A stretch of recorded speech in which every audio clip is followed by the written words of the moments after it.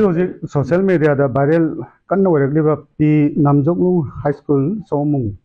high school asigi 31 students form fill up nangode admit card phangde bosem gi site gi admit card download to ba de haiba kanna viral oiraliba asigi matangda miyam lebang miyam gi mafam da kari mukhadan thamjage akhoi gi bosem gi ICSLC exam tha ba habasi 2 years ki long process ni magi academic career da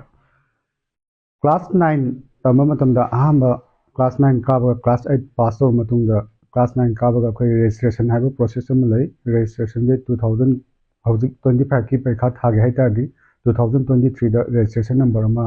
voter register togdaban high level school asigi registration number amta voter ejide 23 da class 9 maje promotion exam promote tore class 10 da then 2024 da enrollment number haiba um lai class 10 gi adu zoom ta laite 9 registration tawdramina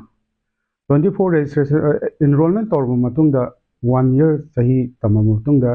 final moige school gi annual exam tawba matungda moige internal assessment mark 20 haibam lai school na thaglakdaba adu ju akoida record lai banati amta adubu hayeng khaktani akoina hojik paikha haunaba koi kanna ahing tumdagi board ke staff mayam ama hojik pawa handri Tengbo waktu aku sujari basi satra mayam sih kadai je soi kadai je kot kadai je kan hona jari bani ado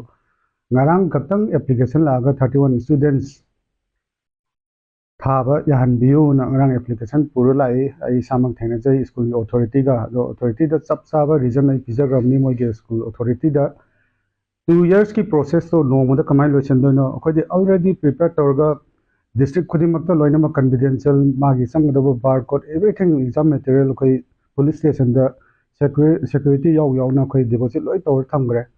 madu karmaina khoi na mu manage to na 2 years ki data mayam do 1 year do lotion ba khoi gi khudong cha da mayam ama lai aduga tawbuju ya da pot amni process amni aduna bosang gi site gi di asoba kaimta leichade school authority na matam chana tabak lokhat pidabadagi chatra jingi career mangmani chatra jingi career mangbagi damakta di khoi yamna nuai ta faujai adubu Koigi boseng site di lokapam thopa matang chan lokapani na school authority gi laughs lagi badagi segi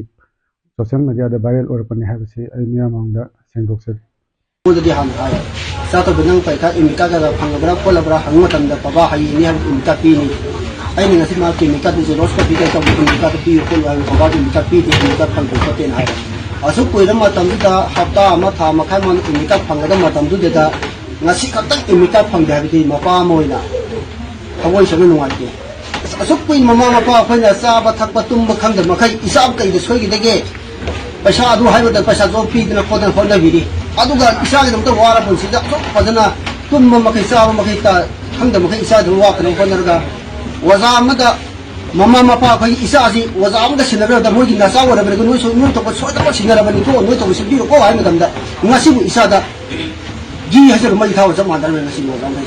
Ai na hangam me ba sa da sa angang ge ni ka ti ni atai di loi la ya khoi si school ni si ka mai to na ka da e sa da lai ba ni pe kha naksala ka ni to ka ni hai ba ni si wai ji ba hai le ba